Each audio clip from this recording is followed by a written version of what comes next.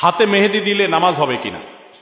হাতে যদি মেহেদি দেন মা বোনরা, তাহলে সেক্ষেত্রে নামাজের কোনো অসুবিধা হবে না, বরং মেয়েদের জন্য হাতে মেহেদি দেওয়া সুন্নাহ, ভালো।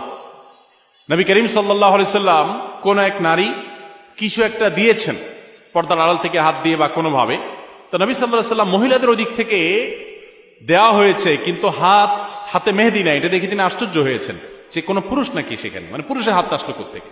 তখন বলা হলো না, মহিলাদের হাত। তখন নবী সাল্লাল্লাহু আলাইহি সাল্লাম আশ্চর্য হয়েছেন। এই হাদিস থেকে বোঝা যায় মেয়েরা হাতে মেহেদি দেওয়া সুন্নাহ। অনেক মেয়েরা হাতে মেহেদি দেওয়াটাকে তারা মনে করেন শৌখিনতা, বিলাসিতা।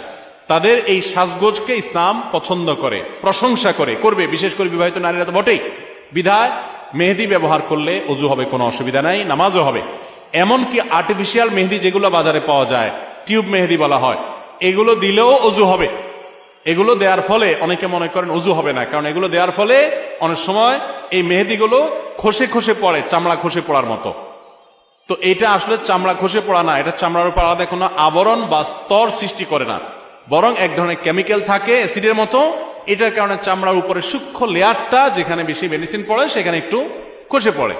এর কারণে আলাদা লেয়ার যেহেতু হয় না, অতএব এগুলো দিলে ওযু হবে, নামাজও হবে, মেহেদি ব্যবহার করতে পারেন, কোনো অসুবিধা নেই। এবং